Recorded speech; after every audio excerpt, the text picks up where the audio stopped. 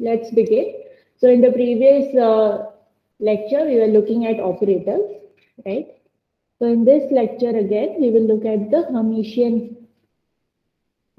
operator, okay? So we already, I think in the previous semester, the math course, we have already learned what a Hermitian matrix is, right? A Hermitian matrix is something which has the property that if A is a matrix, then it will have the property that A dagger is equal to A.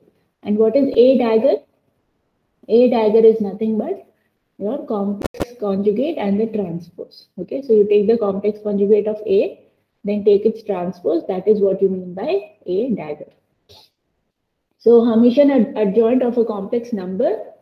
So if alpha is a complex number, then alpha dagger will just be alpha star, the complex conjugate of alpha. And if A is the operator, so if you want to take Hermitian adjoint of an operator, then you have to take the A dagger, right? You have to take the dagger of that operator. And in the case of a Hermitian operator, A and A dagger are one and the same thing. Okay, so let's look at it. So you have, if you have psi and the expectation value of the A dagger operator, okay? So this is, okay, now it's not the expectation value, but this is like A dagger operating on psi, and that is being operated on by psi, right? So if this is the entity that you want to calculate, then because you have a dagger, what you have to do is you have to take this dagger all the way outside and make it a complex conjugate. Okay, so that is how you do the calculation with any dagger. Okay. All right. Now, what are the properties of Hermitian conjugate rule? Okay, are you guys following? All right. So, properties of Hermitian conjugate. Okay. So, if alpha is a complex number, we've already seen, then alpha dagger will just be the complex conjugate of alpha. Okay. If you have psi and then you have a dagger, okay, this is the Hermitian conjugate rule. This does not mean that the operator is Hermitian or anything. It just means if you have a dagger, what does it mean? Okay, but if it is a Hermitian dagger, then what it will mean? So if you have psi dagger, right, a ket with a dagger, then you will get a bra, and if you have a bra with a dagger, you will get a ket. Okay.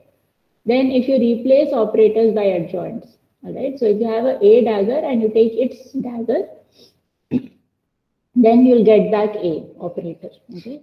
And if you have small a, which is a number, right, a complex number, multiplied with the operator A, and if you take the whole dagger, then you'll get A star, that is the complex conjugate of A, multiplied with A dagger, right?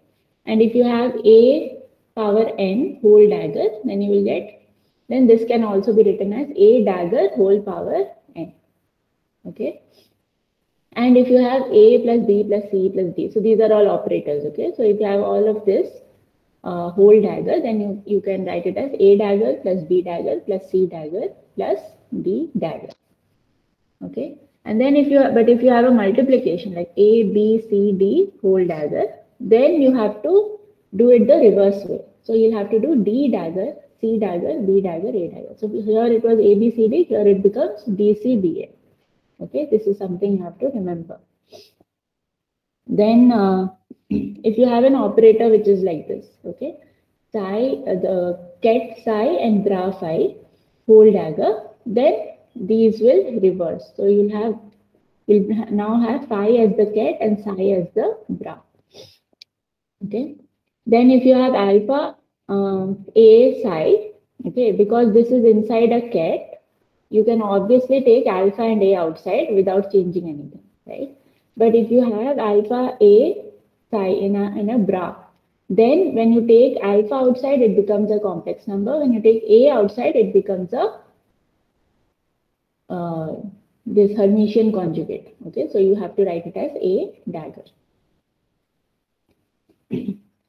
Then similarly here, so if you take alpha outside, in this case, right, this is inside a bra. So alpha A dagger acting on psi, this is all inside a bra. So in this case, when you take alpha outside, it becomes a complex conjugate, obviously. And when you take a dagger outside, you'll have a dagger of dagger. So this will basically cancel each other out, and you are left with just a operator. Okay.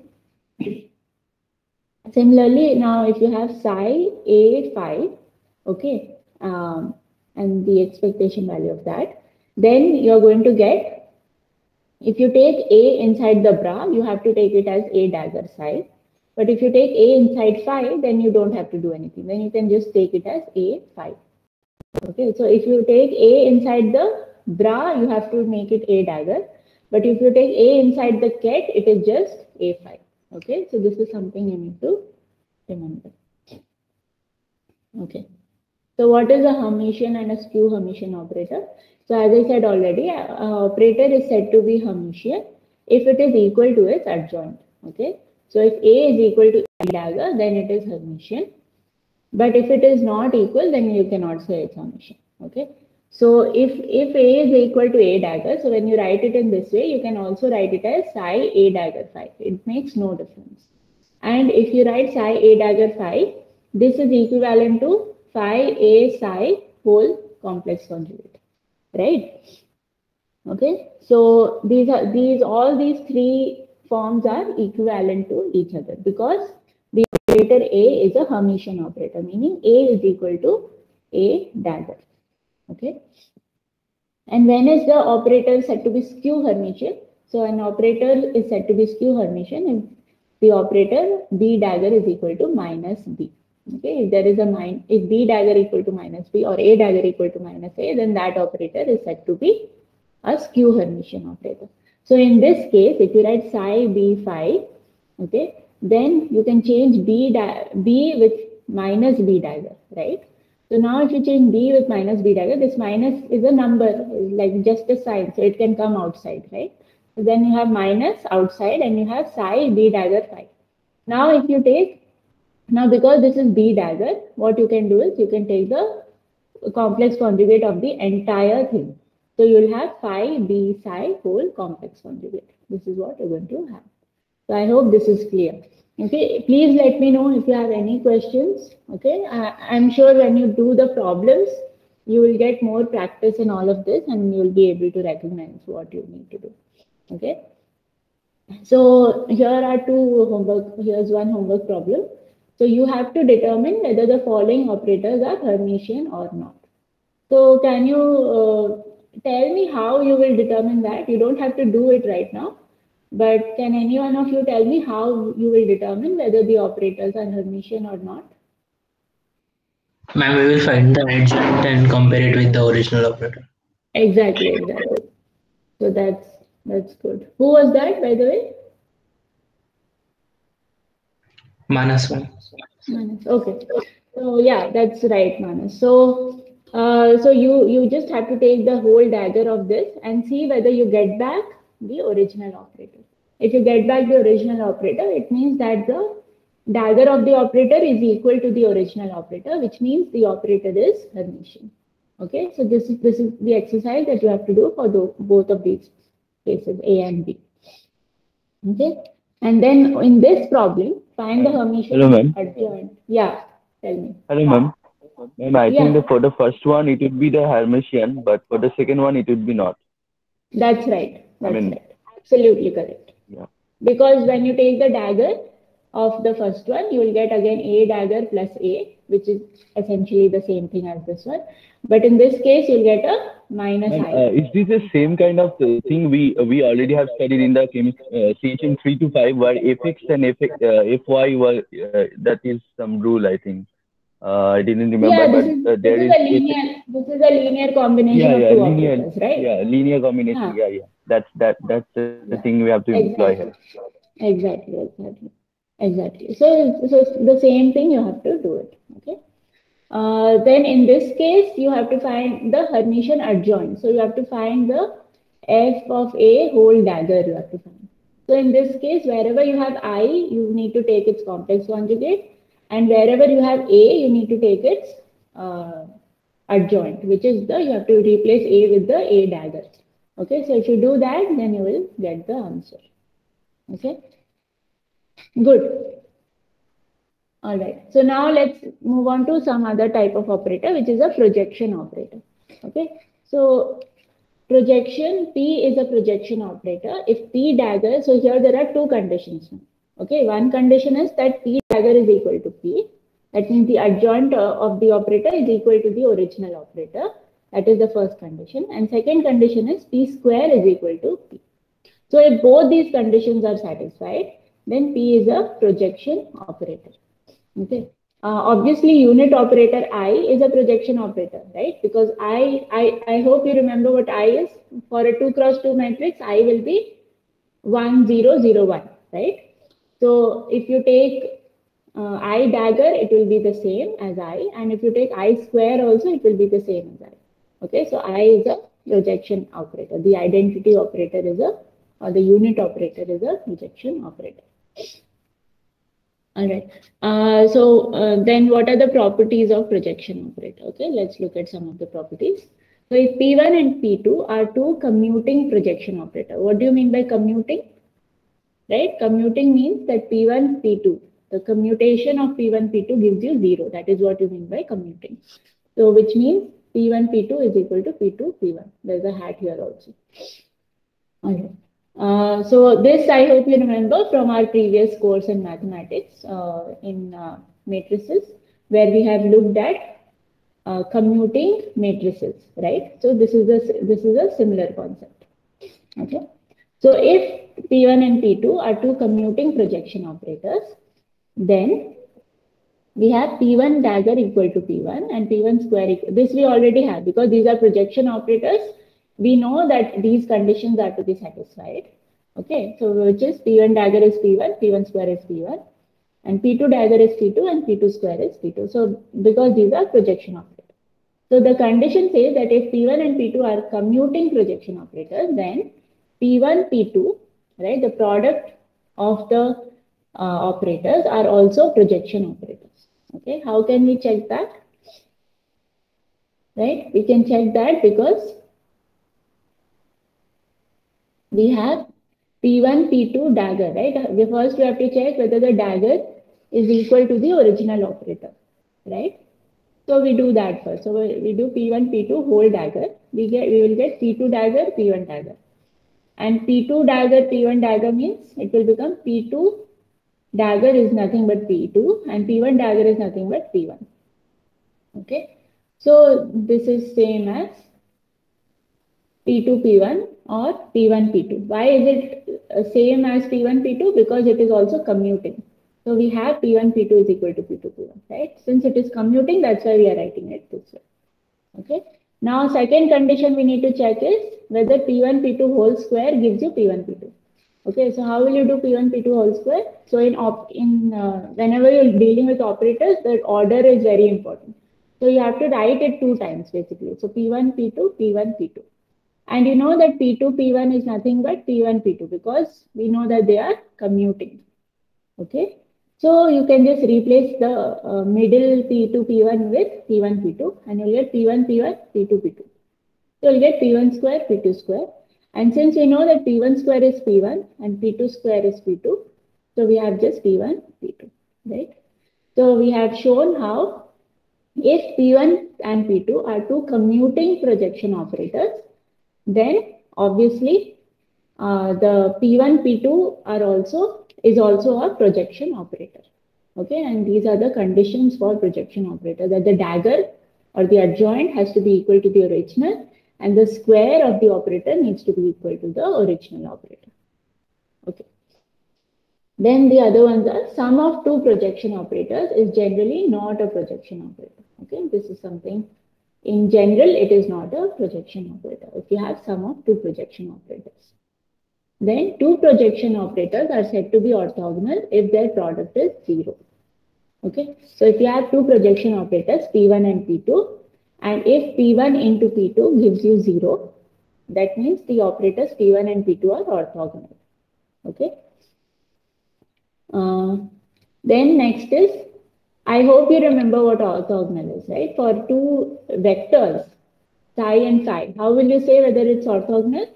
You will say if the scalar product of the two vectors, psi and psi, is 0. Then you say that, okay, the product the vectors are orthogonal. For projection operators also, you are saying the product of the two projection operators, if it is 0, then you say that then the two projection operators are orthogonal to each other. Okay. Okay. Now, for a sum of projection operators, P1 plus P2 plus P3 and so on, to be a projection operator, it is necessary and sufficient that these projection operators be mutually orthogonal. So, if P1, P2, P3 are all projection operators, then for the sum to be a projection operator, first condition that should be met is that product between any two of these operators have to be 0. So P1, P2 needs to be 0, P2, P3 needs to be 0, P1, P3 needs to be 0, etc. Okay, so these operators themselves must be mutually orthogonal. That is, the product of these operators, product of any two of these operators need to be 0. Then you say that the sum itself becomes a projection operator. Okay. So this is a question for you, homework question. Show that the operator, so this is an operator, so that this operator is a projection operator only when psi is normalized. Okay. So obviously, if you want to show something is a projection operator, what will you do? So ma'am will square it. Yeah, so you'll square it and check whether it gives you back the same thing. And the second one is you'll also take its adjoint and you'll check whether it gives you back the same thing, right? So those are the two ways. So you have to check these two conditions, right? P dagger is T. If P is this, then P dagger needs to be P and P square needs to be P. So that will give you the projection operator. Okay. All right. So this is another problem. So consider a state psi. So psi is given by a linear combination of these two state vectors, okay, which is phi1 and phi2. And phi1 and phi2 both are orthonormal eigenstates. Okay, so now you know what an orthonormal eigenstate is. Okay, so phi1 and phi2 are orthonormal eigenstates of an operator B, such that B phi n is equal to 2n into phi n. Okay, so what you need to do is you need to find the expectation value of B for the state psi. Okay, which means you need to find psi B psi, right? That is the expectation value. So you need to find psi B psi divided by the scalar product of psi, that is psi psi, or the norm of psi, either way you call it. Okay, so that is something. So this is the quantity that I'm talking about. If you find this, then you are able to find what is the expectation value of this. Okay, so try it out. Refer to the book if you need and do this problem. Okay. All right. So next, let's look at commutative algebra.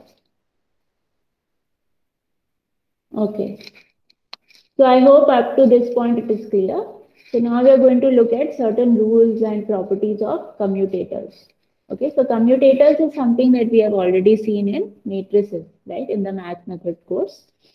Obviously, if we want to check whether two matrices commute with each other or not, what we do, we denote it by first of all this notation, right, which is A comma B, and then we say whether we check whether AB is equal to BA.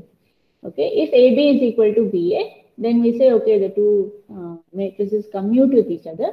If it is not, then we say they do not commute with each other. Okay, so the definition of this kind of a representation AB is actually AB minus BA. Same for operators as well. Okay, so AB is AB minus BA. This is called a commutator. Okay, if AB minus BA is 0, then we say the operators commute. If it is not 0, then we say they do not commute. Okay, so this is the definition of a commutator. There's also something known as an anti-commutator. An anti-commutator is represented with a curly bracket. Okay, so you have curly bracket, and within the curly brackets you have the operators A comma B. Okay, and the definition of this anti-commutator is AB plus BA. Okay, so this is the anti-commutator operator, and that is the commutator.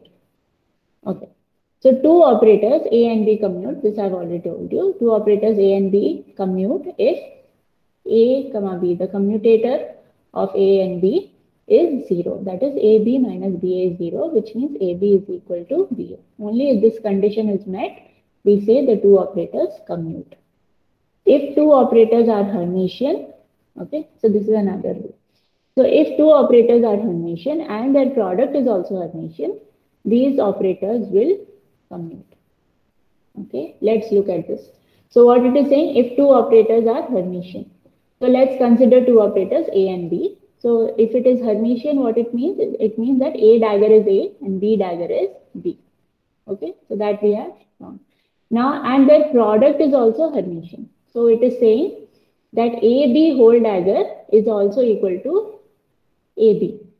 Okay. So this is also something that it is saying.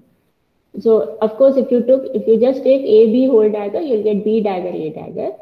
And since B dagger is B, A dagger is A, you'll get BA. Now it is saying that the product is also Hermitian, which means that AB whole dagger should give you AB. But this is only possible if BA is equal to AB, which means only when this condition is met, you get that AB whole dagger is equal to AB, which means that if two operators are Hermitian and their product is also Hermitian, then these operators commute. Okay, so that is what you are getting. You are getting the condition that BA is equal to AB, which means that obviously A and B commute with each other. Okay. All right. So let's look. So this is an example of a commutator. Okay. So I think we have already seen the momentum operator and the position operator. Okay. So this will come again and again in many of the quantum mechanical problems. So I'm introducing it here, but we will look at it in much more detail later. Okay. So x comma px, this is a entity or a relation that has been derived, and it is known that the commutator of x operator with the px operator, right? The momentum in the x direction is equal to I h cross into I operator. Okay. Similarly, for the commutator of y and py is I h cross I. Similarly, commutator of z and pz is I h cross into the unit operator I. Okay. And px operator is nothing. X operator is just x, right? X operator is just the linear x. Y operator is y, z operator is z. And the px operator is minus I h cross dou by dou x. That is the momentum operator. And py will be minus I h cross dou by dou y. And pz will be minus I h cross dou by dou z. Okay, that's what we mean by px, py, and pz. These are momentum. So this is a relation that is known and that has been derived. Okay, so this kind of relation we might use again and again. Okay, so it's probably a good idea to remember this. Okay, because every time you may not have time to derive it, so it's a good idea to remember this relation. Okay. All right, now let's look at, so we will use this in a problem later, but let's look at some more properties of commutators. Okay, one is the anti-symmetry property, which means that AB is equal to minus BA. Okay, obviously if you check, then this will be true. Okay, you can just expand the AB commutator and the BA commutator and check that this will be true. Okay, then next is the linearity. So if you have a commutator A with B plus C plus D plus etc., then you can write the individual commutators. Okay, so you can write commutator of AB plus commutator of AC plus commutator of AD and so on. That is called the linearity condition or linearity property.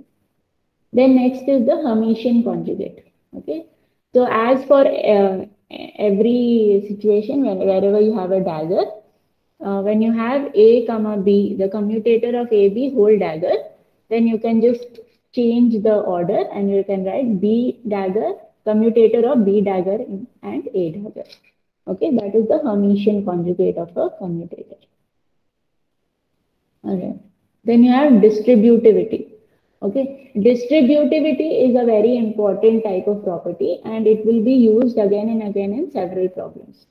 Okay, so what is distributivity? If you have the commutator of A with the product BC. Okay, B and C are also operators, but this is a product operator which is B and BC. So so commutator of A with BC. What you can do is you write A, B, and this you put on the other side. And then you can write A, B, and this B you can put on this side, okay, which is B and commutator of AC. Okay, do you see the pattern here? Okay, if you just remember the pattern, then you won't have to really remember the formula. You just have to remember what the pattern is. So first of all, here it is. If you see, C is on the rightmost side. So when you take C outside, it will be on the rightmost side. Whereas B is on the left side. So when you take B outside, it has to be on the left side. This is what the pattern is. Okay, so in this case, you have A, commutator of A comma B and C on the right side. And B is on the left, so you can take B outside. So it will be on the left. So B and commutator of A comma C. Okay, this is one of the distributivity properties. Second, if you look at AB commutator of AB with C, again it is the same thing. A is on the leftmost side, right? So A will be on the leftmost side when you take it outside, and then you have A into commutator of B comma C, and then plus B is on the rightmost side, okay? So you can take B on the right side and you have commutator of A comma C into B. Okay. So I hope you are understanding how to write this. Okay. This property is very useful because it's many times it will simplify our calculations. Just knowing these properties, it just simplifies the calculations a lot and you don't have to do some very tedious calculations. Okay. All right. So I want you to show me this part. Okay. Can you guys take a pen and paper and show me this part, how to do this, the first distributivity property. Can you show me how this one is equal to this part? Because you know what a commutator is, right? You know what the definition of a commutator is. So please show me how this left-hand side is equal to the right-hand side for the first distributivity property. Can you please take 5 minutes and do it and tell me? Right? Please do it now.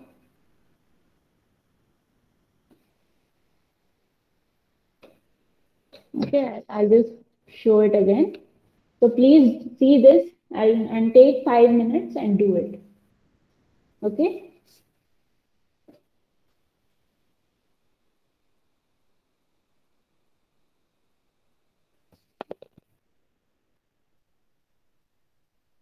And let me know, anyone who has finished it, let me know.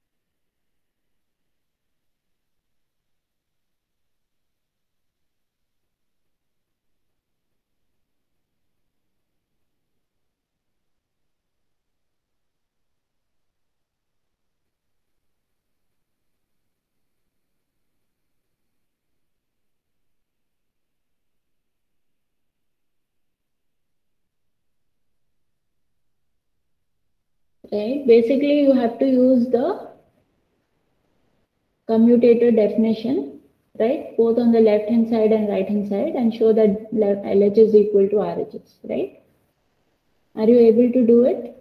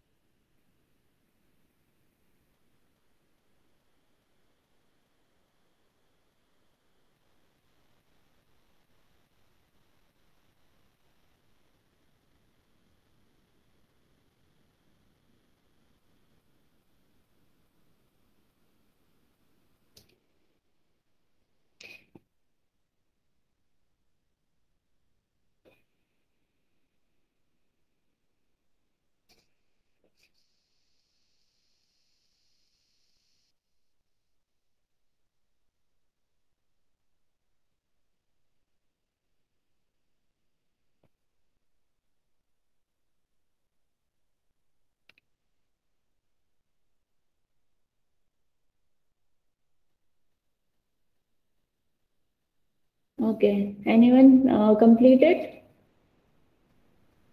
Yes? No?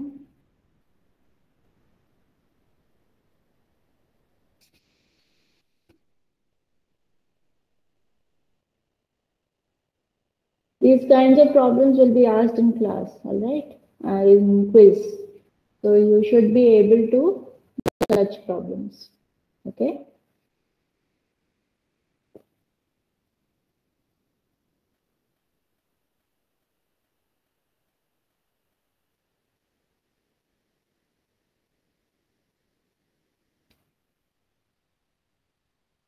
All right.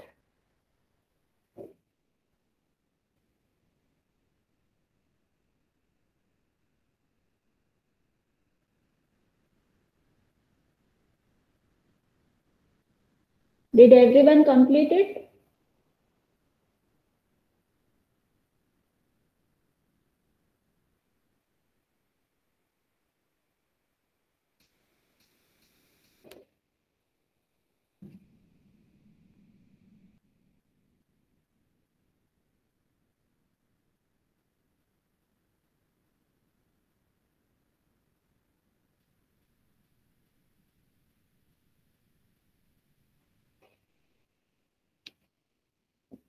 Okay, I guess you can try it at home then, since it's taking time.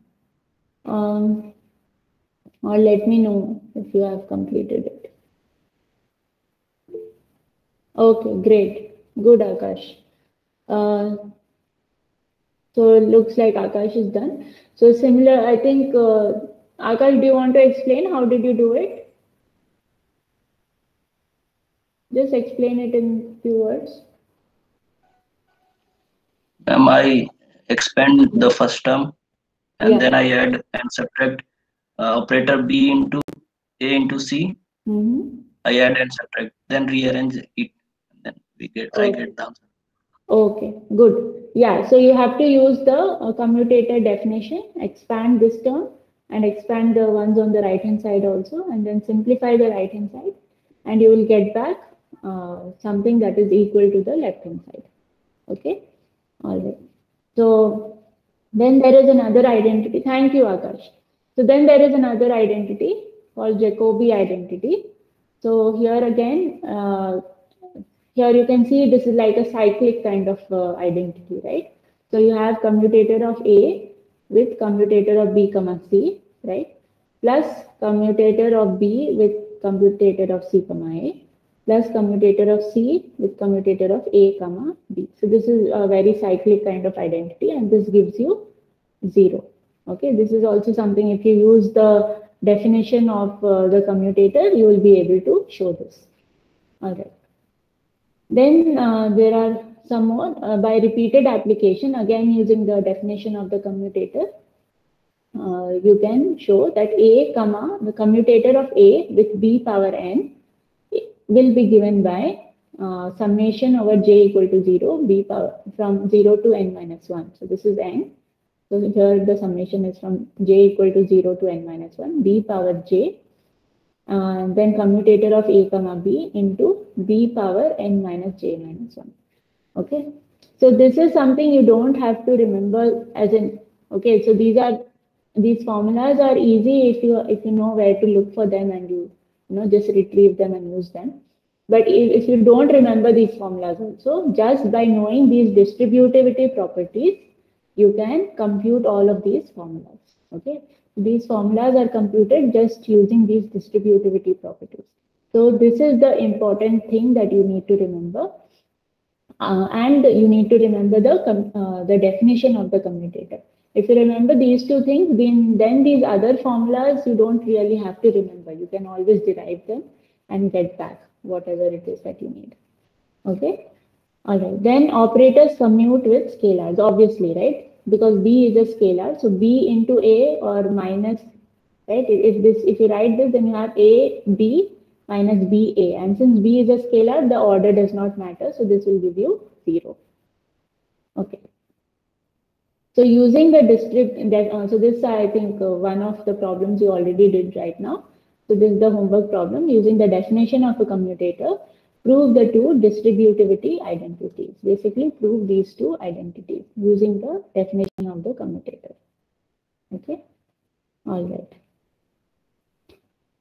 The next question is evaluate A, comma, B, C, and D. Okay, so you have to evaluate the commutator of A with the commutator of BC multiplied with D. Okay, so again, if you use the distributivity property, you will be able to derive, or you will be able to evaluate this. Okay, so we are using the distributivity property. Okay, so we have again BC is on the left side of this. So when you use the distributivity property, and if you want to take the BC part outside, then you have to put it on the left side. Okay, so you have BC on the left side and AD. Whatever is left is AD. And if you want to keep the D part on, if you want to put the D part outside, then you have to keep it on the right side. So you have A, comma, B, comma, C multiplied with D. Okay, so this expression can be simplified into these two parts. Okay, so this is the using the distributivity property. Then all you have to do is you have to apply the commutator definition. Okay, so you have BC minus CB for this commutator, and then you have A, comma, this into D. And then here you have the two commutators. One is BC, which is BC minus CB, and then multiplied with AD. So this is AD minus DA. Okay, so if you simplify this further, this is the answer you are going to get. CBDA minus BCDA plus ABCD minus C. Okay, anyway, so you need to do this simplification. Okay, so if you do this simplification properly, so here again you have to apply the commutator definition. Okay, so if you do all this, then you will get the final answer. Okay, I hope this is the answer that you have got. All right. So now that you know what the commutator properties are, what the distributivity properties are, you can calculate these three. Right? These three are your homework problems. Okay, one is x square px, one is x px square, and then the other one is this function, which is this operator, which is AB, commutator of commutator AB with C, product of C with D. Okay, so these three are your homework problems. All right. So next we have to look at the uncertainty relation between the two operators. Okay, so now that we know the commutator relations, using the commutator algebra, we will try to get what is the uncertainty between two operators. Okay. So let A and B be Hermitian operators. So obviously, as soon as you see Hermitian operators, you have to remember the condition that if A and B are Hermitian, it means that A dagger is A and B dagger is also equal to B. Okay, so that is the meaning of Hermitian operator. So let A and B be Hermitian operators. So this angular bracket A within the angular bracket, this represents the expectation value of the A operator. Okay, so expectation operator with the A operator, and consider psi to be the psi, which is the state vector, consider it to be normalized. So then you will have this expectation value, to that the definition is psi A psi. Okay, so this is the definition of the expectation value.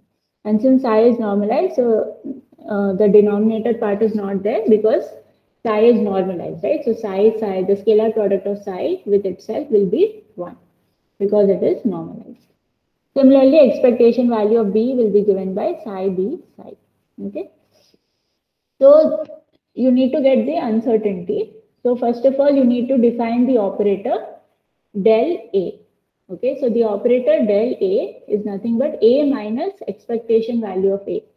Basically, what is uncertainty? Uncertainty is you have a certain value right now and you subtract it with the average value. Okay, so the current value minus the average value gives you the uncertainty. Okay, because it tells you how much deviation it is, how much deviation is there from the average value. That is the meaning of uncertainty. So the operator of that uncertainty operator, so this operator is given by A operator minus the expectation value of A, and delta B operator is basically B operator minus expectation value of the B operator. Okay, so you are looking at how much deviation there is from the average value. All right. So now you can just square it. Okay, so delta A whole square will be basically A operator square plus A, the expectation value square, minus 2 into A operator into the expectation value. Similarly, you can calculate for the delta B operator whole square. Okay, all right.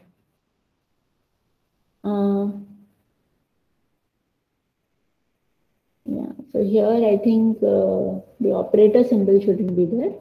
Okay, but anyway, let's see. So here there is one small typo. The operator symbol shouldn't be there over here. Okay, because what we are doing is now we will take the expectation value of delta A whole square and expectation value of delta B operator whole square. Okay, and anything inside the expectation value just becomes a number. It is no longer a operator. Okay, the expectation value, right here you have the expectation value. This is no longer like a operator. Okay, so this is just like a number. Okay, so when you take the expectation value of this also, this and this, again these are just numbers. Okay, so when you take that, this A, the operator symbol should not be on top of A and B. Okay, so that is a typo. I hope you will correct it. All right. So this is given by root of the expectation value of the delta A square operator, and delta B is given by root of the expectation value of the delta B square operator. Okay. So this delta A and delta B are uncertainties. All right. And there is a difference between delta A and delta B, this delta and delta B, and this delta and these two delta A, delta B, these are operators, but these are just the uncertainties. Okay, so that is something you need to kind of remember. All right. So what is the expectation value of the delta A square operator? Similarly, like any definition or expectation operator is basically you need to expectation value of an operator is basically you need to sandwich the operator between the two state vectors, right? That is what it means. So you have since this is what you want to calculate, so you just sandwich this operator, so delta A whole square, in between two state vectors psi and psi. Okay, so this is your expectation value. So, and now if you use the definition of delta A square, what is delta A square? It is this is the definition, right? After you expanded it. So if you use this formula in place of this, what you will get? You will get psi A square psi plus psi expectation value of A whole square psi minus 2 into psi A into expectation value of A psi.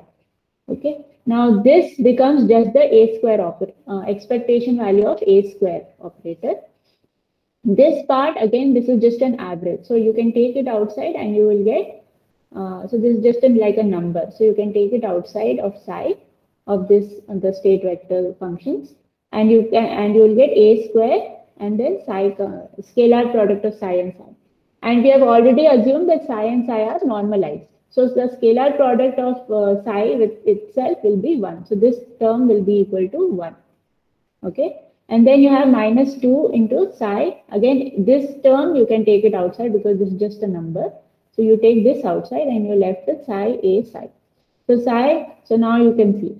So this term is straight, you're not doing anything here. So this is just the expectation value of A square. And here you have expectation value of A square and expectation value of A whole square and multiplied by a scalar product of psi with itself. And since psi is normalized, this term is going to be 1. And then you have minus 2 expectation value of A into another expectation value of A. So this becomes minus 2 expectation value of A whole square. So this and this term will get subtracted from each other. So you will get A square expectation value of A square minus expectation value of A whole square. Okay, this is your expectation value of delta A square. Okay. Similarly, you can get expectation value of delta B square, which is this term. Okay, I hope this is clear. All right.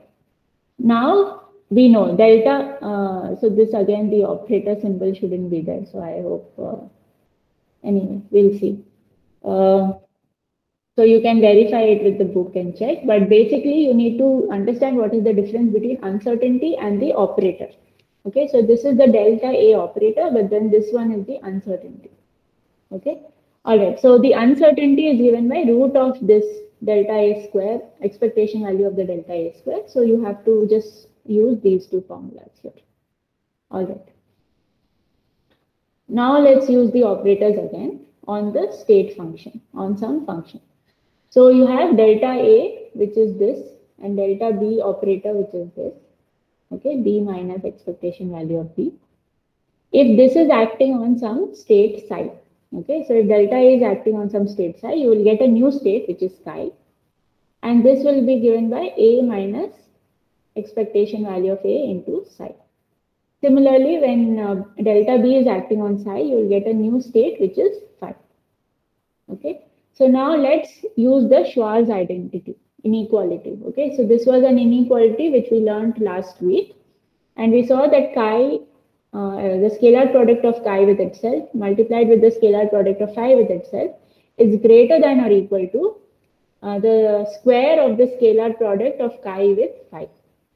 Okay, so first we have to compute chi, the scalar product of chi with itself. So we can just do this, right? Use this one and compute it. So we will get this term. Then we get then we compute scalar product of phi with phi. We will get this term. Then we compute scalar product of chi with phi, and then we will get delta A, delta B. Okay, the expectation value of delta A, delta B. Okay, just to give you an idea, we already know that A is Hermitian, which means A dagger is A. Okay, so when you have delta A dagger, that will also be Hermitian because you are essentially doing A dagger minus expectation value of A, and this is just a number, so it does not matter. So you'll have A minus A. Since A dagger is equal to A, so you are going to have A minus expectation value of A. This is nothing but delta A. So delta A is also a Hermitian operator. Okay, and so when chi is chi is delta A operating on psi, and the bra chi is psi being operated on with delta A dagger. And since delta A dagger is equal to delta A, because delta A is Hermitian, you will get psi A, delta A. Okay. So using these properties, if you compute these things, you will get these three relations. Okay. All right. So once you get these three relations, we just substitute it in the Schwarz inequality.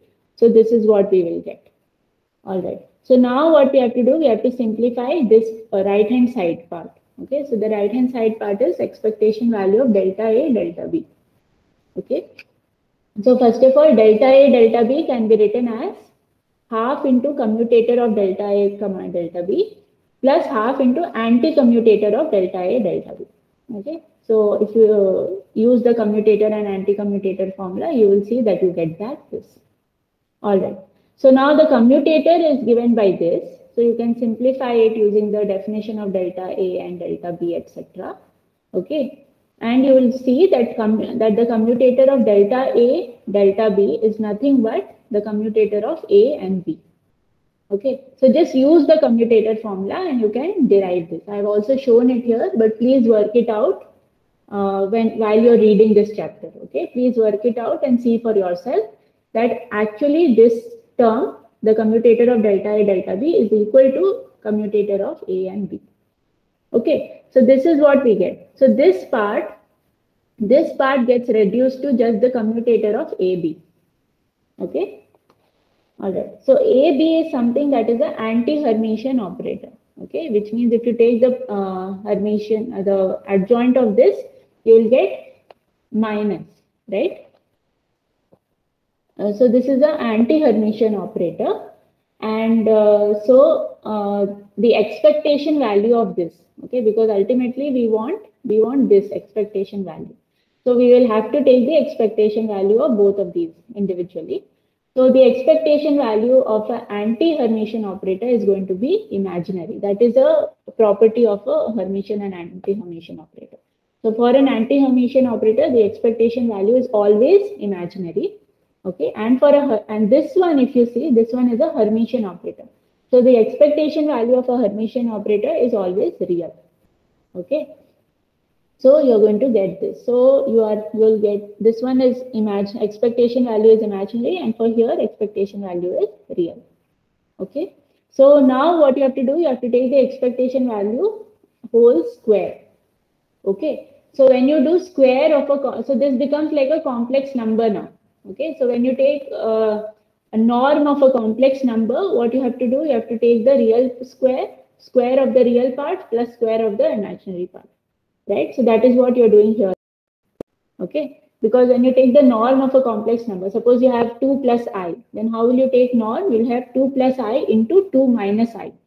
Okay. So ultimately you'll get 2 square plus 1 square. That is what you're going to get. So similarly, if you do here, this is what you will get. And since this term is always real, the square of this term is always going to be positive, this part. Okay, so this part is always going to be positive. So if this part is positive, we know that delta A, delta B, this expectation value square is always greater than or equal to this part, which is 1 by 4 into square of the expectation value of the commutator AB. Okay, so this is what we are getting. So delta A, delta B, this square is always greater than or equal to 1 by 4 into this. So now we just substitute it into the original equation, right? And we will get that this term is always greater than or equal to 1 by 4 into this. So now if you take the square root, so this square root will be just delta A uncertainty, and this square root will be delta B uncertainty. So you have delta A into delta B is greater than or equal to half into modulus of the expectation value of the commutator A, B. Okay, so this is the general, this is like the general uncertainty relation. Okay, so now if you use this above relation, you can actually get delta X, delta PX. Okay, because we already know the commutator of X, PX, expectation value of the commutator of X, is I, H cross I. So the expectation value is just H cross.